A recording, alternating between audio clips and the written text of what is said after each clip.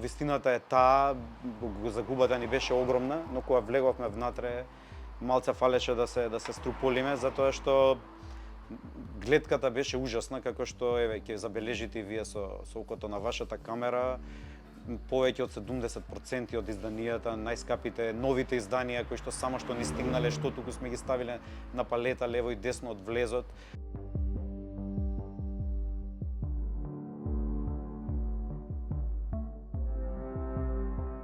Вчера на 1 јули 26 година, околу дождот и невремето што се случи во Скопје во 14 до 15 часот, буквално се преполни метро и половина целиот наш магазински простор, каде што е и ова возило и целиот инвентар. Ние многу брзо дојдовме, бидејќи бевме известени од комшиите дека доаѓа огромна количина на вода. Но не можевме што да направиме, бидејќи водата беше премногу високо издигната, не постоеше никаква можност да се влезе, бидејќи беше потребно нешто што ќе ја извади таа вода надвор од нашиот простор. Така што почнавме да се јавиме секаде каде што ни препорачува, кај што знаевме и умеевме да се јавиме. Сите ни ветуваа дека ќе излезе екипа, дека сме наред, но до тоа не дојде. На крај самите се најдовме некоја породнинска, пријателска врска, човека кој се во Македонија што на крај се завршува.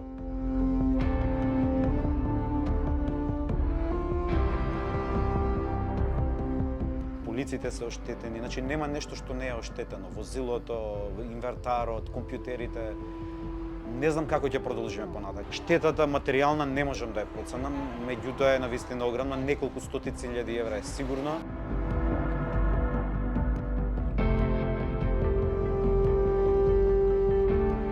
Главата си патиме, секако и небото беше клучно, меѓутоа и инфраструктурата што ја имаме се покажи во претходни случаи во овој дека може некогаш да придонесе многу. Брзата реакција на тука на соседиве да можеби се отвореа тие шахти, беа запушени шахти, да имаше мртви стаорци, ѓубре, даски, стиропори. Ние секоја недела е дека ова делче, тука е автобуска станица буквално пред нашиот магазин, собираме една вреќа шут од луѓе кои што тоа го создаваат. Значи тоа не паѓа од небо како дождот, тоа пак го правиме ние.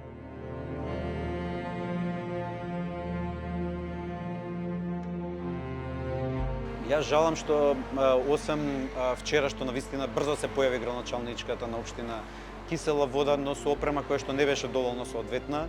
Ни ветија дека денес, но тоа се одложи сега за утре дека ќе излезе, никој буквално друг ниту ни се има обратено од јавните институции за кои што нели придонесуваме, плаќаме, учествуваме како со фирмарини, сега ни стигна фирмарина, ја плативме, ја покачиле. Значи никој не се јави да понуди помош. Комунална хигиена ни е пред се потребна овдека, затоа што тука е и стамбена зграда, горе живеат луѓе, да ова се исчисти на мала катаклизма, хаварија, неред, пропаст според нас, бидејќи навистина голем дел од тоа што го имаме овдека неповратно е за секогаш загубено.